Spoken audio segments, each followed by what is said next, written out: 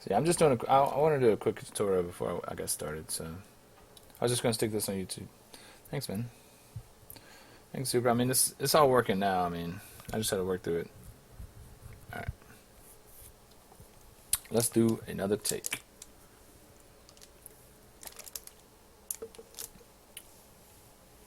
Yeah, lava area is pretty cool, man. You haven't even seen the best part of the lava area. I'll show you after the tutorial. I'll show you the coolest part about it. All right. All right. So I'm gonna start the tutorial now. I'll just do like little highlights from the video manager. So I just do the tutorial on the fly, you know. All right, guys.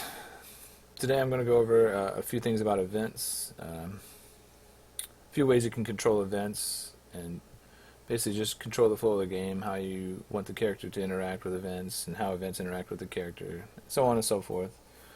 I have a few things set up here. I have a guy blocking a door, and then at the top of here is 3 chests that you get to choose from. So I'm going to go over step by step how to set all this up and how you can use it in your game.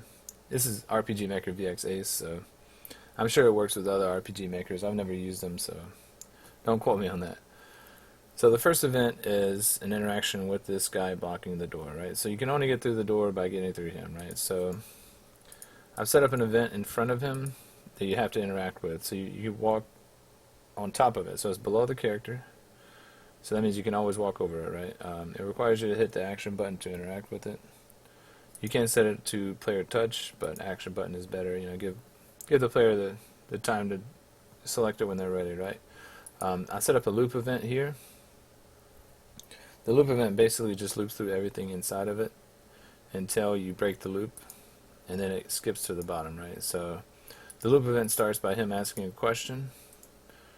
So it's just a text with the graphical face of the guy here. He says, "What is the password?"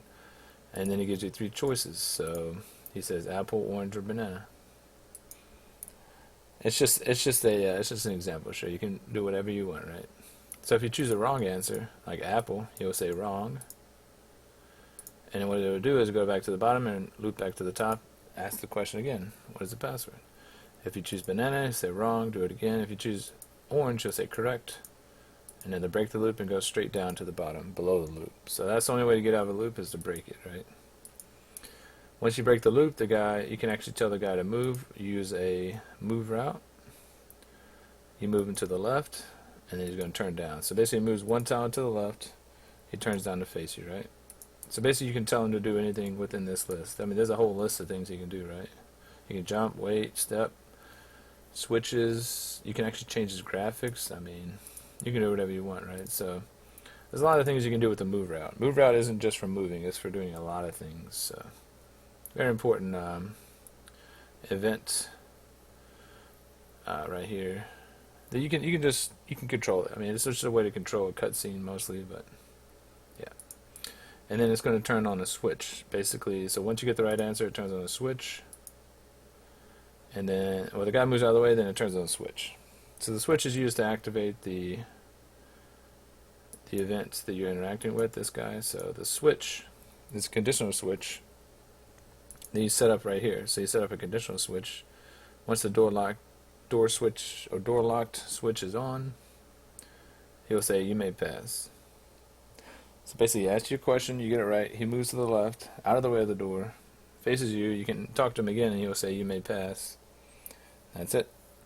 That's the entire interaction, but it's just a good way to think of a cutscene, right? You can usually a lot of RPGs they block your path and make you interact with something, right?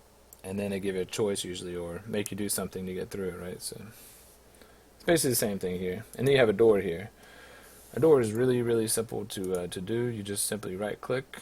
Once you have the event selected, you go to quick event creation and you go to door. You double click the graphic and then you can change the graphic to anything you want. Any door graphic you want. We're going to use a big door. Actually use this door. This is a 2-tile door, even though events are only 1 tile. So it looks like there's only 1 tile, but once you get into the game, it'll be 2 tiles. So it looks like it's 1 tile here, but it's actually 2 tiles. So that's what you have to understand about doors and other events that are bigger than one tile. They're gonna look. They're only gonna see. You're only gonna see a portion of it, right? The next event we're gonna deal with is a passover event. So you pass over these blocks, and it's player touch, and it basically just says 3 choices. You only get 1, and all 3 of them say the same thing. And every time you pass over these blocks, it will say that. No matter how many times you pass over it, because there's no switch, right? So this is one way to have an event continuously reoccur, right? Recurring event is one that you don't switch off, right? And if you wanted to switch it off, you could simply just do a control switch. So you insert controls, no, not control switch, sorry, control self switch, A, B, C, or D, new event tab, self switch A, right? So if you do this, nothing will happen when you walk over it, right? So you walk over it once, it'll say this, and then it'll switch off, right? It basically just switches the event off. That's one way to switch an event off. We can go through that too. And then you get to choose one of these chests, right? Each chest has a different amount of gold in it, so you just do edit event. So as you can see, the treasure chest open is on, right? So that means the switch is on.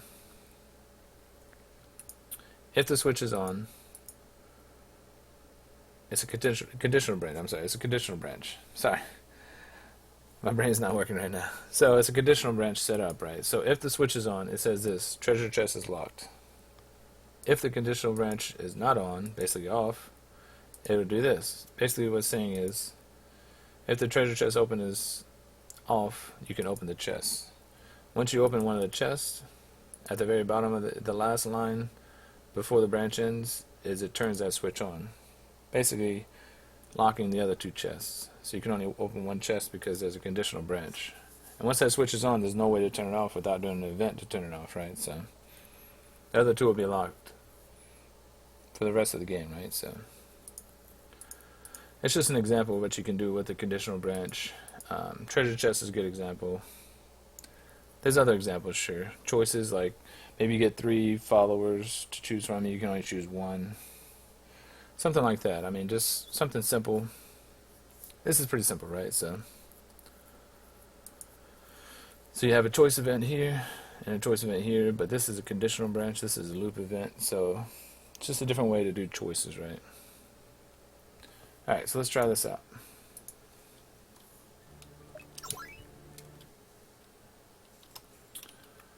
So you can't interact with this guy here, you can't interact with him here. That's the whole point of putting the event in front of him.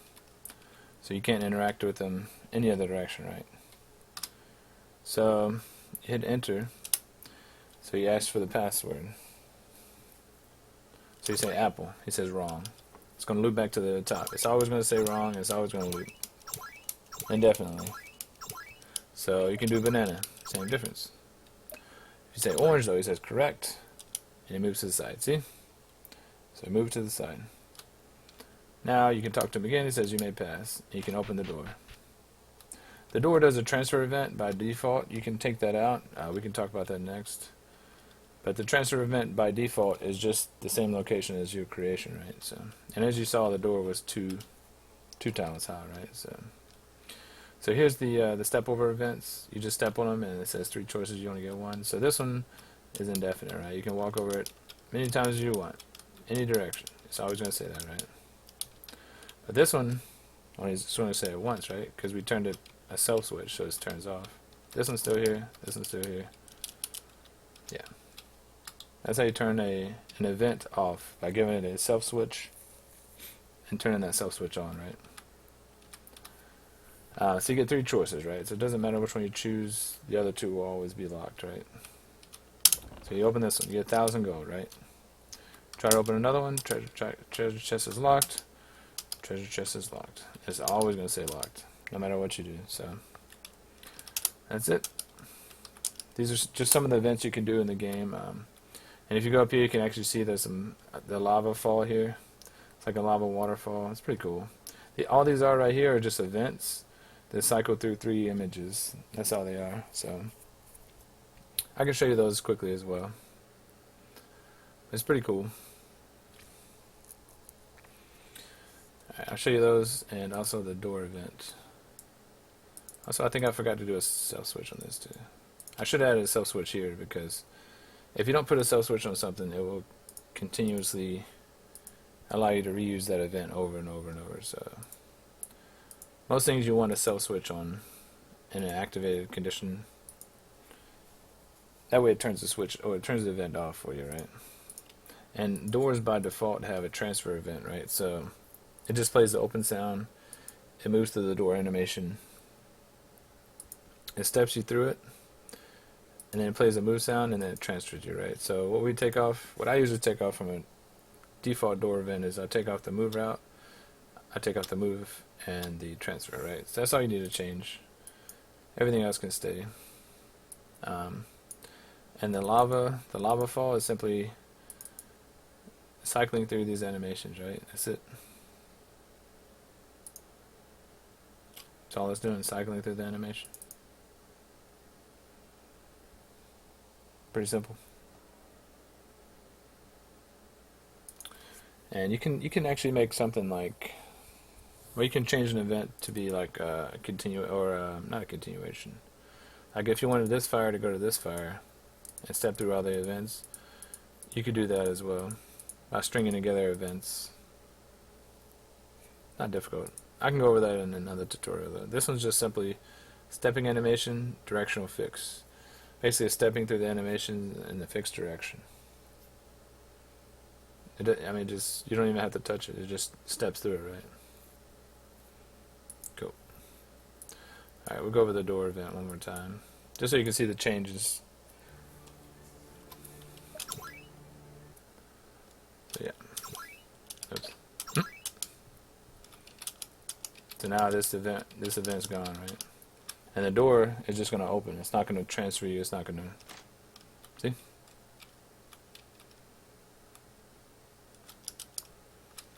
Let's choose this one. 250 gold. Treasure chest locked.